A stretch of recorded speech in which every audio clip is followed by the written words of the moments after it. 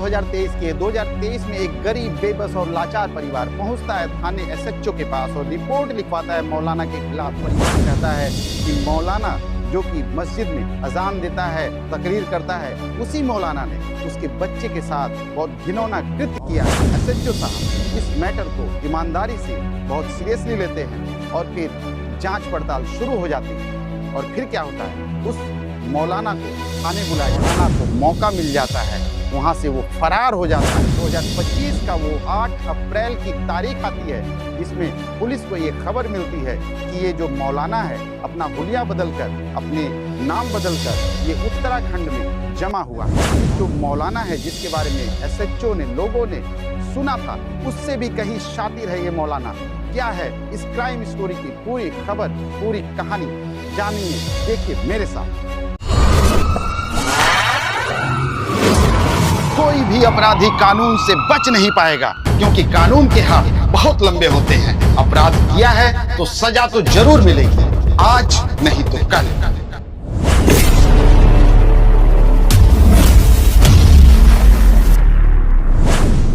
नमस्कार दोस्तों, मैं हूं के बनारस वाले और एक नई क्राइम स्टोरी के साथ मैं फिर हाजिर हूं आपके सामने। बात करते हैं ये जो मौलाना साहब जो दुबके फिर रहे थे और उत्तराखंड में मिल गए, पुलिस के हत्थे चढ़ गए, ये पूरी कहानी मैं आपको बताने जा रहा हूँ।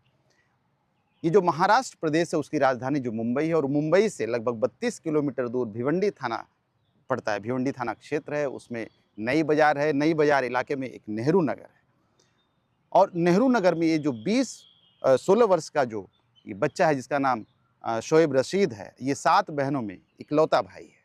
और 20 नवंबर 2023 की ये घटना है। बच्चा जब घर नहीं पहुंचता है, 20 नवंबर को जब बच्चा घर नहीं पहुंचता है तो उसके माँ बाप परेशान हो जाते हैं, बहनें परेशान हो जाती हैं, क्योंकि वो इकलौता लड़का था, 7 बहनों का इकलौता भाई। सब लोग बहुत परेशान हो जाते हैं और फिर ये उस थाने में पहुंचते हैं जहाँ पे एसएचओ साहब बैठे हैं। एसएचओ साहब से कहते हैं कि साहब हमारा ये इकलौता बेटा था, 16 साल उम्र थी, शोएब नाम था और घर पर वापस नहीं आया है। इसे किसी की दुश्मनी नहीं थी, ये बहुत अच्छा था, ये शरीफ था, लड़ाई झगड़े नहीं करता था। और पुलिस ने, थाने की पुलिस ने गुमशुदगी की रिपोर्ट इसकी लिख ली जाती है पुलिस के द्वारा। गुमशुदगी में रिपोर्ट लिखने के बाद पुलिस थोड़ा, चूँकि ये ऐसी रिपोर्ट होती है, थोड़ा ढीला ये सब पुलिस वाले हो जाते हैं और इसे बहुत सीरियसली नहीं लेते हैं मैटर को, और हुआ भी वही। लेकिन ये जो चूँकि संतान अकेली थी और 16 साल का लड़का, तो माँ बाप को बहुत फ़िक्र थी, बहनों को बहुत फ़िक्र थी। ये लोग जाकर रोज़ उसी थाने में बैठ जाया करते थे कि एसएचओ साहब कुछ भी हो जाए, लेकिन सर हमारे इस बच्चे को ढूंढ दीजिए। और वो दुआ मांगते थे, दरगाह और मस्जिद में वो दुआ देते थे, दुआ मांगते थे कि कहीं उनके बच्चे को कुछ न हो, ईश्वर उनको सही सलामत रखे। फिर वो जाते हैं उस मौलाना के पास, जो कि लगभग इनके घर से 20 मीटर की दूरी पे एक मस्जिद होती है। वहाँ पे जो मौलाना होते हैं उनके पास जाते हैं और मौलाना से भी ये सब बातें कहते हैं कि ऐसी ऐसी बात हो चुकी है, मेरा बेटा घर वापस नहीं आया है, तो आप भी कुछ दुआ मांग लीजिए, बताइए हम क्या करें। क्योंकि ये जो माँ बाप की जो तकलीफ़ है वो वही समझ सकते हैं। तो मौलाना साहब ने मौके का फ़ायदा उठाते हुए कहा कि ऐसा करिए कि एक बकरे का इंतज़ाम कर दीजिए और गरीबों को दावत दे दीजिए और अल्लाह को ज़रूर आपके बच्चे को भेज देगा आपके पास सही सलामत।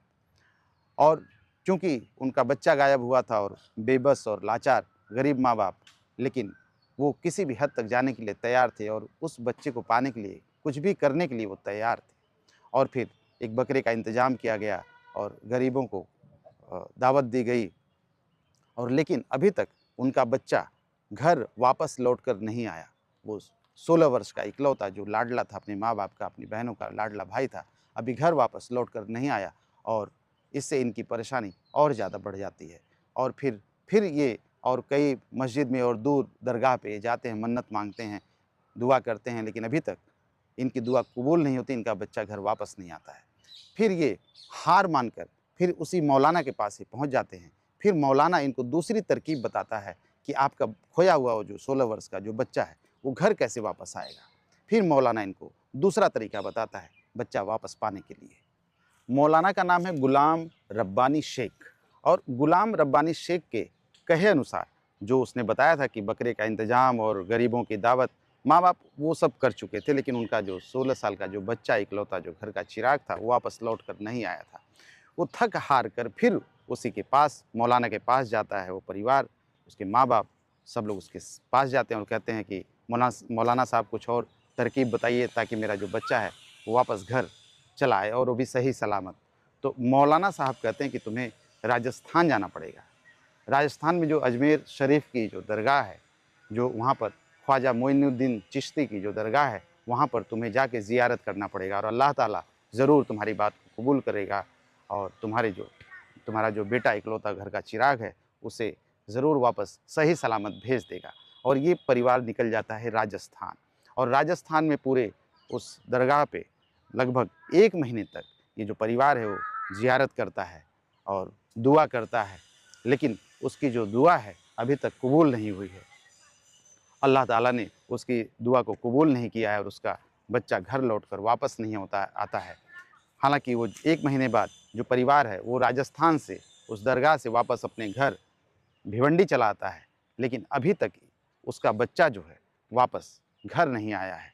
और ये लोग थक हार कर बैठ जाते हैं, घर में परेशान हो जाते हैं। और तब ये जाते हैं 2023 20 नवंबर 2023 को पुलिस के पास थाने में जाकर और रिपोर्ट दर्ज करवाते हैं। पुलिस जो है गुमशुदगी की रिपोर्ट दर्ज करती है और उस मौलाना के बारे में भी बताती है। मौलाना को बुलाया जाता है, मौलाना डर जाता है, डर के मारे वो थाने से भाग जाता है और भागकर फिर चला जाता है हिमाचल प्रदेश। और वहाँ जब पता चलता है कि मौलाना यहाँ पे छिपा हुआ है, उसने अपना नाम और पता और हुलिया सब कुछ बदल दिया है, एक एक विश्वस्त सूत्र से पता चलता है कि मौलाना हिमाचल प्रदेश में मौजूद है, तो क्राइम ब्रांच की एक टीम मुंबई से सीधे हिमाचल प्रदेश पहुंचती है। और जब उस मस्जिद के पास पहुंचती है, वहां पूछताछ करती है, तो वहां पर भी जो लोग मिलते हैं वो भी झूठ बोल देते हैं कि मौलाना साहब अभी अभी तो थे और अभी पता नहीं कहाँ गए, और मौलाना फिर वहाँ से फरार हो जाता है। हिमाचल प्रदेश से उस मौलाना को जब 8 अप्रैल को पुलिस ने गिरफ्तार करके, क्राइम ब्रांच की एक टीम गई थी मुंबई से सीधे हिमाचल प्रदेश, और उस मौलाना को गिरफ्तार किया जाता है और पुलिस लेकर सीधे मुंबई भिवंडी थाना क्षेत्र में पहुंचती है। फिर उसके ऊपर जब सख्ती करती है पुलिस, तो वो पूरे राज जो उसके दिल में, जो उसके दिमाग में दफन है, वो पुलिस के सामने बयां करता है, खोल देता है। 8 अप्रैल को जब मुंबई की जो क्राइम ब्रांच की एक टीम जब हिमाचल प्रदेश पहुंचती है, तो उस मौलाना को गिरफ्तार किया जाता है एक मस्जिद से, और उस मौलाना को गिरफ्तार करके पुलिस सीधे मुंबई लेकर आती है और भिवंडी थाने में उसे सलाखों के पीछे कर दिया जाता है। और पुलिस जब उसके ऊपर सख्ती करती है, तब वो जाके पूरे राज जो उसके दिमाग और दिल में दफन है उसको खोलता है, सबके सामने लाता है। और जो राज उसने दफन किए थे, वो जब पुलिस सुनती है और मोहल्ले वाले सुनते हैं, तो किसी को भी यकीन नहीं होता है कि ये जो मौलाना है इतनी घिनौनी करतूत बच्चों के साथ ये कर सकता है। दरअसल जो मौलाना है ये लड़कों का शौकीन है। ये मौलाना, एक बार की बात है कि एक बार ये किसी बच्चे के साथ में घिनौनी करतूत कर रहा था, और ये जो शोएब है अचानक वहाँ पर पहुँच जाता है और देख लेता है वो सब कुछ जो उस समय मौलाना उस छोटे से बच्चे के साथ करता है।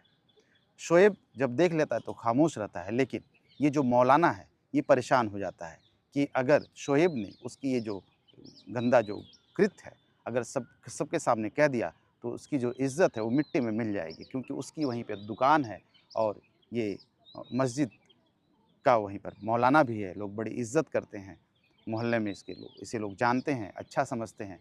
लेकिन जब ये घिनौनी करतूत सबके सामने आएगी, तो फिर इसकी इज़्ज़त खराब हो जाएगी, लोग इसे पूछना छोड़ देंगे और ये सलाखों के पीछे पहुंच जाएगा। इसके डर से उसने एक तरकीब निकाली। एक दिन की बात है, बहुत एक दिन की बात मतलब वो तारीख जो थी वो 20 नवंबर की थी। 20 नवंबर 2020 की जो घटना शुरू होती है, 20 नवंबर 2020 की।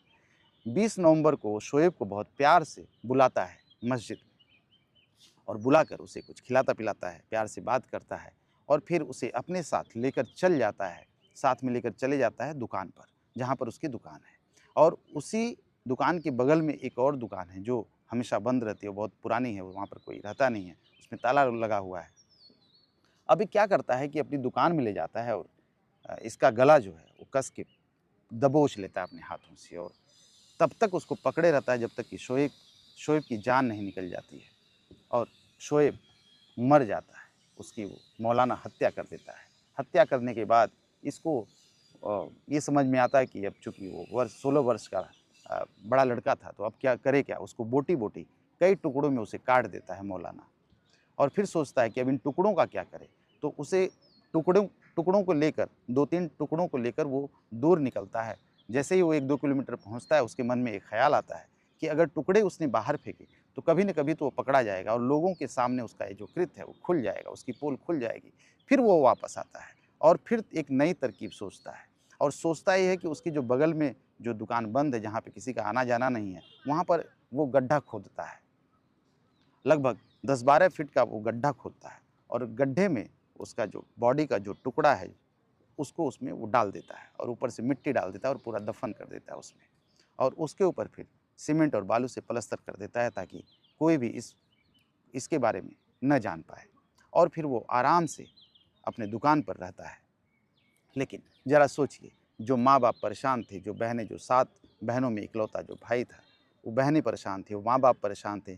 वो उसी मौलाना के पास जाते हैं और कहते हैं कि मौलाना साहब ज़रा कुछ हमें बताइए कि मेरा बेटा कैसे मिले? तो वही मौलाना वो बकरे का इंतज़ाम करने के लिए कहता है और गरीबों को भोजन कराने के लिए कहता है और फिर अजमेर शरीफ भेजने की बात करता है, दरगाह पे भेजने की बात करता है, राजस्थान भेजता है। ये तमाम चीज़ें वो बताया और बोला कि 1-2 महीना भी लग जाएगा, लेकिन वक़्त बीतता गया और वापस उनका जो इकलौता लड़का है, इकलौता घर का चिराग है, वापस नहीं आता है। शोएब का अभी तक पता नहीं है, लेकिन जब 8 तारीख को 8 अप्रैल को पुलिस उसे अपने गिरफ़्तार करती है, अपने कब्ज़े में लेती है, सलाखों के पीछे करती है, तो ये सारे राज खुल जाते हैं।